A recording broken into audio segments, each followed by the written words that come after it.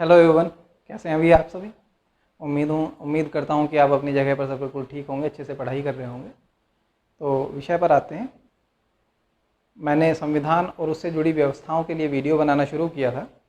इस विषय पर ये मेरा तीसरा वीडियो है। इससे पहले 2 वीडियो मैं बना चुका हूँ। पहला वीडियो हमारा था संविधान की उत्पत्ति और विकास। दूसरा वीडियो था हमारा संविधान और संघवाद क्या है। इसी सीरीज़ को आगे बढ़ाते हुए हम तीसरे वीडियो की तरफ हैं कि संविधान में संशोधन कैसे किया जा सकता है। संविधान जब बनाया जा रहा था 1946 से ही, और जो प्रक्रिया पूरी हुई 26 नवंबर 1949 तक, तो कॉन्स्टिट्यूशन असेंबली में ये डिबेट हुई कि संविधान को अगर अमेंडमेंट करने की ज़रूरत पड़ी तो संविधान को अमेंडमेंट कैसे किया जा सकता है। तो संविधान विदों ने, कॉन्स्टिट्यूशनलिस्ट ने एक ऐसी व्यवस्था बनाई जिसमें संविधान का संशोधन करना ना तो बहुत आसान हो ना बहुत मुश्किल हो। जिस तरह ब्रिटेन का संविधान का संशोधन करना बेहद आसान है और अमेरिका के संविधान में संशोधन करना बेहद मुश्किल है, इंडियन कॉन्स्टिट्यूशनलिस्ट ने अनुच्छेद 368 भाग 20 में वो व्यवस्था रखी जिसमें नर्म और कठोर दोनों का ही समन्वय रखा। परिस्थितियों के हिसाब से भारतीय संविधान बेहद सामान्य तरीके से संशोधन हो सकता है और संघवादी व्यवस्थाओं के आधार पर भारतीय संविधान में बेहद कठोर तरीके से संशोधन हो सकता है। ऐसे इसलिए रखा गया कि कोई भी सरकार ऑटोक्रेटिक ना बनकर, अधिनायकवादी ना बनकर संविधान की मूल स्पिरिट को खत्म कर दे। तो हम देखेंगे कि अनुच्छेद 368 में संविधान के भाग 20 में संविधान संशोधन की प्रक्रिया का उल्लेख है। यह संविधान संशोधन की प्रक्रिया एक नियत प्रोसेस से चलती है। मेरी कोशिश रहेगी कि मैं वीडियो को बाइलिंगुअल बना सकूं, जिससे हिंदी और इंग्लिश दोनों ही मीडियम के स्टूडेंट्स का फ़ायदा हो। एक बात। दूसरी बात यह है कि ये वो सेक्शन है जहाँ से लगातार सवाल यूपीएससी ने एनडीए में, सीडीएस में, असिस्टेंट कमांडेंट के एग्ज़ाम में, आईएएस में पूछे हैं, स्टेट कमीशन में आते ही रहे हैं, एसएससी में सवाल लगातार आते रहे हैं, आरबीआई ने ग्रेड बी के एग्ज़ाम में यहाँ से लगातार सवाल पूछे हैं। तो मैं आपसे अपेक्षा करूँगा कि आप इस चैप्टर को विशेष रूप से पढ़ेंगे। कुछ उदाहरण मैं देना चाहूँगा। जैसे 2017 में यूपीएससी ने एक सवाल पूछा कि निम्नलिखित में से कौन सा कथन असत्य है। यूपीएससी ने 4 ऑप्शन दिए और लिखा कि संविधान संशोधन विधेयक पर ज्वाइंट सिटिंग हो सकती है। जैसा कि आप जानते हैं, संविधान के अनुच्छेद 108 में किसी भी विधेयक पर गतिरोध हो जाने पर, साधारण विधेयक पर, अगर वो वित्त विधेयक नहीं है, गतिरोध हो जाने पर जॉइंट सिटिंग का प्रोविज़न है। लेकिन हमारे यहाँ जब हम संविधान संशोधन विधेयक की बात करेंगे तो गतिरोध होने पर यहाँ पर जॉइंट सिटिंग नहीं होती है। तो आप इस बात का ख्याल रखें कि संविधान संशोधन विधेयक पर जॉइंट सिटिंग नहीं होती है। संविधान, तो मैंने कुछ चीज़ें आप लोगों के लिए लिख दी हैं। आप चाहें तो इसका एक स्क्रीनशॉट ले लें। मुझे पढ़ाने में और आपको पढ़ने में आसानी होगी कि हमें पढ़ना क्या है और पढ़ाना क्या है।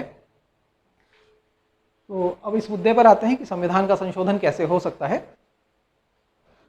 और उसका प्रोसेस क्या है। तो संविधान के भाग 20 अनुच्छेद 368 में संविधान संशोधन की प्रक्रिया का उल्लेख किया गया है।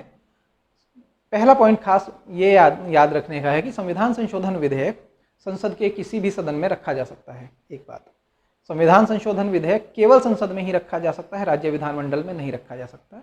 आप इस चीज़ को याद रखें। दूसरी बात, a constitutional amendment bill can be introduced by A minister और नॉन गवर्नमेंट मिनिस्टर। गैर सरकारी सदस्य का मतलब होता है कि वो व्यक्ति जिसे मंत्री पद का दर्जा नहीं मिला हुआ है। आगे हम आगे बढ़ेंगे। संविधान संशोधन विधेयक को दोनों ही सदनों द्वारा विशेष बहुमत से पारित होना अनिवार्य है। अगर दोनों सदनों में कहीं भी गतिरोध उत्पन्न होता है तो संविधान संशोधन विधेयक पर जॉइंट सिटिंग नहीं हो सकती है। एक खास बात ये याद रखने की है कि संविधान के अनुच्छेद 111 में राष्ट्रपति को वीटो पावर दी गई है। जब भी कोई विधेयक पास होता है तो राष्ट्रपति पर सहमति के लिए हो जाता है। तो the Indian president has certain power, ही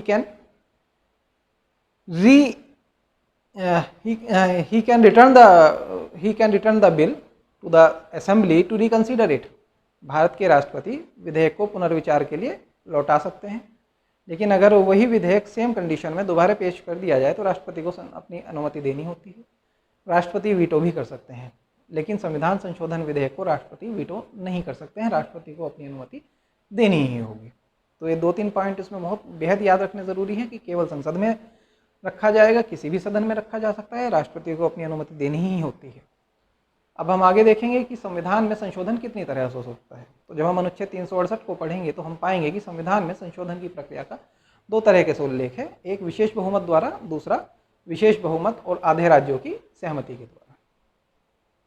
एक और तरीका है, जब संसद को ये लगता है कि कुछ ऐसी परिस्थितियां उत्पन्न हो गई हैं कि संविधान में संशोधन कर दिया जाए, तो केवल संसद के दोनों सदनों के साधारण बहुमत से भी संविधान में संशोधन हो जाता है, लेकिन वो बात याद रखने की बात है, वो संविधान में संशोधन नहीं माना जाता है। इसके निम्नलिखित कुछ उदाहरण मैंने लिखे हैं, जैसे नए राज्यों का प्रवेश और स्थापना। मान लीजिए संसद ये चाहे कि उत्तर प्रदेश का नाम बदलकर उत्तम प्रदेश करना है, तो इसके लिए संसद केवल एक विधेयक पारित करेगी और वो साधारण सदस्यों के बहुमत से पारित हो जाएगा, उसके लिए विशेष बहुमत की जरूरत नहीं पड़ेगी। एक, किसी राज्य की सीमा में परिवर्तन करना, किसी राज्य का नाम बदलना, नए राज्यों का प्रवेश करना, नए राज्यों की स्थापना करना। जब हम कॉन्स्टिट्यूशन के आर्टिकल 2, 3, 4 को पढ़ेंगे तब हम इन इश्यूज़ को हम पढ़ेंगे, इस मैटर को हम पढ़ेंगे कि आर्टिकल 2, 3, 4 क्या है। दूसरा, एक और इम्पोर्टेंट चीज़ है नागरिकता की समाप्ति और प्राप्ति। ये इसलिए भी इम्पोर्टेंट हो सकता है क्योंकि इस समय CAA को लेकर काफ़ी विवाद चला है, तो ये पूछा जा सकता है कि क्या नागरिकता की समाप्ति और प्राप्ति के लिए संविधान संशोधन करना अनिवार्य होगा, हाँ या ना। तो आप निश्चित रूप से याद रखें कि ये सामान्य संशोधन विधेयक से हो जाएगा, उससे संविधान का संशोधन नहीं माना जाएगा। आगे हम देखेंगे 5वीं अनुसूची, अनुसूचित क्षेत्रों एवं जनजातीय क्षेत्रों के प्रशासन से जुड़ी हुई है। अगर उसमें कोई बदलाव करना होगा तो वो बिना संविधान संशोधन के साधारण बहुमत के हो जाएगा। 6ठी अनुसूची जनजातीय क्षेत्रों के प्रशासन से जुड़ी हुई है। एक बात मैं यहाँ और जोड़ दूँ कि 6ठी अनुसूची 5वीं अनुसूची से जुड़े हुए कुछ क्षेत्र होते हैं जो प्रोटेक्टेड एरियाज़ होते हैं। अभी हाल ही में कुछ राज्यों ने ILP इनर लाइन परमिट को अपना लिमिट बढ़ाई है। इनर लाइन परमिट से ये मतलब होता है कि कोई भी व्यक्ति, चाहे हमारा नागरिक हो या विदेशी हो, बिना राज्य की अनुमति के उस पर्टिकुलर एरिया में नहीं जा सकता है। तो राज्य की अनुमति से ही वहाँ पर किसी का प्रवेश हो सकता है। तो असम में है, मेघालय में है, मिजोरम में है, त्रिपुरा में है, लद्दाख में है, अरुणाचल प्रदेश में है, ये व्यवस्था अभी भी बनी हुई है। तो यहाँ 6ठी अनुसूची से संबंधित मामला था तो मैंने सोचा बता दिया जाए। अब विशेष बहुमत क्या है? विशेष बहुमत से मतलब होता है कि 2/3 सदस्यों का बहुमत, उपस्थित और मतदान करने वाले 2/3 सदस्यों का बहुमत। मान लिया जाए अभी 543 हैं, तो 543 का 2/3 होगा 362। तो अगर फंडामेंटल राइट में, मौलिक अधिकारों में कोई संशोधन करना है, राज्य के नीति निर्देशक तत्वों में कोई संशोधन करना है, राष्ट्रपति पर महाभियोग लगाना है, सर्वोच्च न्यायालय के जज को हटाना है या हाईकोर्ट के किसी जज को हटाना है, तो हमें इसे विशेष बहुमत की ज़रूरत पड़ती है। तो आप याद रखें कि ये सामान्य बहुमत की ज़रूरत से ज़्यादा थोड़ा सा मुश्किल है, क्योंकि यहाँ 362 सदस्यों का हम लोगों को समर्थन जुटाना पड़ता है। साधारण विधेयक में टोटल संख्या का आधा +1 हो जाता है।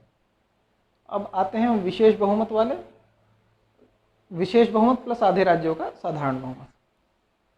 भारतीय राज्य की व्यवस्था, भारत के देश की व्यवस्था संविधान ने संविधादी रखी है। इसका तात्पर्य ये है कि जिस तरह केंद्र पर एक सरकार है, राज्यों पर एक सरकार है, इस तरह केंद्र पर राष्ट्रपति का निर्वाचन होता है, अप्रत्यक्ष निर्वाचन होता है, राष्ट्रपति द्वारा राज्यपाल चुने जाते हैं, केंद्र में प्रधानमंत्री होते हैं, राज्य में मुख्यमंत्री होते हैं। केंद्र को निम्नलिखित शक्तियाँ अनुसूची 7 में मिली हुई हैं, राज्यों को शक्तियाँ अनुसूची 7 में मिली हुई हैं। दोनों के बीच विवाद हो जाने पर सर्वोच्च न्यायालय की व्यवस्था है, लिखित संविधान है। तो ये एक संघवादी व्यवस्था है। भारतीय संघवाद में केंद्र और राज्य आपस में सहयोगी संघवाद की भावना पर काम करते हैं और वहाँ प्रतिस्पर्धी संघवाद भारत में नहीं है। तो अगर संघवाद से जुड़े किसी भी प्रोविजन को अमेंड करना होगा तब वहाँ संसद के विशेष बहुमत प्लस देश के आधे राज्यों के विधानमंडलों के साधारण बहुमत की ज़रूरत होगी। इसका एक शानदार उदाहरण GST बिल है। चूँकि GST बिल जब लाया गया तो देश के समस्त राज्यों के लगने वाले करों को समाप्त करके एक टैक्सेशन कर दिया गया। हम लोगों ने मोटिव रखा, सरकार ने मोटिव रखा 1 नेशन 1 टैक्सेशन। उससे पहले राज्य कर लगाते थे, जैसे सीमा कर होता है, बिक्री कर होता है, मनोरंजन कर होता है, sale tax, excise tax, entertainment tax है। उन सभी टैक्सों को हटाकर GST के बीच लाया गया। और चूंकि ये राज्य की विधायी प्रक्रिया से जुड़ा हुआ मामला था, राज्य की ऑटोनॉमी से जुड़ा हुआ मामला था, तो इसे संशोधन करने के लिए संसद के विशेष बहुमत प्लस राज्यों के आधे बहुमत की ज़रूरत पड़ी। कुछ और इसमें है राष्ट्रपति का निर्वाचन और प्रक्रिया। जब आप राष्ट्रपति से जुड़े हम बंदों को हम पढ़ाएंगे तो हम देखेंगे कि जब राष्ट्रपति का निर्वाचन होता है तो कॉलेजियम में केंद्र और राज्य दोनों के ही सदस्यों का प्रतिनिधित्व होता है। लोकसभा के और राज्य विधानसभाओं के चुने हुए सदस्य होते हैं। अब उस कॉलेजियम में अगर बदलाव करना होगा तो यहाँ विशेष बहुमत की ज़रूरत पड़ेगी, इस नंबर 3 के बहुमत की ज़रूरत पड़ेगी। अनुसूची 4 में, अनुसूची 4 के द्वारा राज्यों का राज्यसभा में प्रतिनिधित्व होता है। जैसे उत्तर प्रदेश के 31 सदस्य राज्यसभा में रिप्रेजेंट करते हैं। अगर राज्यसभा में उन सदस्यों की संख्या घटानी है या बढ़ानी है, तो चूँकि संघवाद का मामला होता है, तो हम देखेंगे कि वहाँ बिना इस तरह के संशोधन नहीं किया जा सकता है। वस्तु एवं सेवा कर परिषद जीएसटी काउंसिल 101वें संशोधन द्वारा बनाई गई। इसमें अगर कोई बदलाव करना होगा तो इसी श्रेणी में ही आएगा। जब हम केंद्र राज्य संबंध पढ़ेंगे तो हम देखेंगे कि आर्टिकल 245 से 290 तक केंद्र राज्य संबंधों की विस्तृत विवेचना संविधान करता है। तो केंद्र और राज्यों के बीच में अगर वित्तीय संबंधों को कोई बदलाव करना होगा तो हमें इस तरह के बहुमत की जरूरत पड़ेगी, जैसे हमने एक उदाहरण दिया जीएसटी काउंसिल। दूसरा, खुद 368 में अगर संविधान संशोधन करने की ही प्रक्रिया में संशोधन करना होगा तो खुद अनुच्छेद 368 में संशोधन करने के लिए इस प्रक्रिया की जरूरत पड़ेगी। चलते चलते मैं यहाँ एक चीज़ और बता दूँ कि एक बड़ा फेमस विवाद है केशवानंद भारती वर्सेस केरल राज्य। तो इस पर हम अलग से पढ़ेंगे, अलग से हम एक टॉपिक बनाएंगे। उसके पीछे कारण ये है कि एक बेहद दिलचस्प विषय है, दूसरा संविधान के बेसिक स्ट्रक्चर से जुड़ा हुआ विषय है। तो जब संविधान में संशोधन का विवाद सर्वोच्च न्यायालय के पास पहुंचा, केशवानंद साहब जब उसे सर्वोच्च न्यायालय लेकर पहुंचे तो 13 जजों की बेंच बैठी। 13 जजों की बेंच में डिसीजन दिया गया कि ठीक है, संसद के पास पावर है, एब्सोल्यूट पावर है कि वो संविधान को अमेंडमेंट कर सकती है, संशोधित कर सकती है, लेकिन संविधान की बेसिक स्ट्रक्चर से संसद छेड़छाड़ नहीं कर सकती है। संसद को ये पावर नहीं है कि संविधान की मूल भावना की हत्या कर दे, संविधान की मूल भावना को समाप्त कर दे। बेसिक स्ट्रक्चर क्या है ये स्पष्ट रूप से नहीं बताया गया, लेकिन समय समय पर दिए गए डिसीजन से ये पता चला कि जैसे अनुच्छेद 14 में है कि विधि के समक्ष समानता, तो प्रत्येक व्यक्ति विधि के समक्ष समान है, कोई व्यक्ति विधि से ऊपर नहीं है, सभी के साथ समान व्यवहार किया जाएगा। तो ये हम माना गया कि ये संविधान का बेसिक स्ट्रक्चर है। अनुच्छेद 20 में संशोधन करना हो, 21 में संशोधन करना हो, इससे जुड़े हुए तमाम उपबंध हैं जिन पर हम क्लास करेंगे। तो ये बात आप याद रखें कि बेसिक स्ट्रक्चर का सिद्धांत केशवानंद भारती वर्सेस केरल राज्य 1973 में सर्वोच्च न्यायालय द्वारा दिया गया था। एक बात और है कि जब हम देखते हैं कि संविधान संशोधन विधेयक जब पारित हो जाता है तो राष्ट्रपति के पास जाता है, राष्ट्रपति उस पर अपनी अनुमति देंगे ही देंगे। 24वें संविधान संशोधन 1971 द्वारा ये राष्ट्रपति पर बाउंडेड कर दिया गया था। उससे पहले ये प्रोविजन नहीं था। राष्ट्रपति चाहते तो वीटो कर सकते थे, अपने पास रख सकते थे, लेकिन 24वें संविधान संशोधन विधेयक द्वारा ये पारित कर दिया गया था। तो ये आज का हमारा टॉपिक था। इसे मैं थोड़ा सा और समराइज कर दूं कि केंद्र संविधान संशोधन विधेयक क्या है और कैसे होता है। तो संविधान में संशोधन करने के लिए विधेयक संसद के किसी भी सदन में रखा जा सकता है, एक। दूसरी बात, कोई भी मंत्री या गैर सरकारी सदस्य रख सकता है। विधेयक को संसद के दोनों सदनों से अलग अलग पारित होना ज़रूरी है। कोई भी गतिरोध हो जाने पर दोनों के बीच में जॉइंट सिटिंग नहीं हो सकती है। राष्ट्रपति को हर हालत में विधेयक पर अपनी अनुमति देनी ही होगी। 3 तरह से संशोधन हो सकता है: साधारण संशोधन, विशेष बहुमत द्वारा, विशेष बहुमत प्लस आधे राज्यों की अनुमति। साधारण बहुमत के मैंने यहाँ कुछ उदाहरण लिखे थे, जैसे नए राज्यों का प्रवेश है, गठन है, स्थापना है, नागरिकता की समाप्ति है, 5वीं अनुसूची है, 6ठी अनुसूची है, राजभाषा है, इस तरह के कुछ मामले हैं।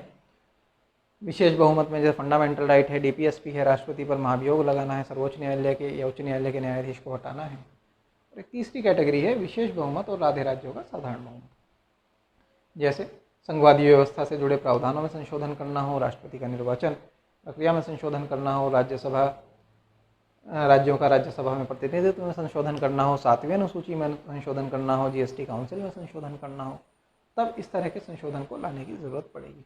तो आज का हमारा टॉपिक था। उम्मीद करता हूँ टॉपिक आपको समझ में आया होगा। कोरोना से बच के रहिए, हाथ सैनिटाइज करते रहिए, सोशल डिस्टेंसिंग का फॉलो कीजिए और मास्क लगाइए। अपना ख्याल रखिए। बाय।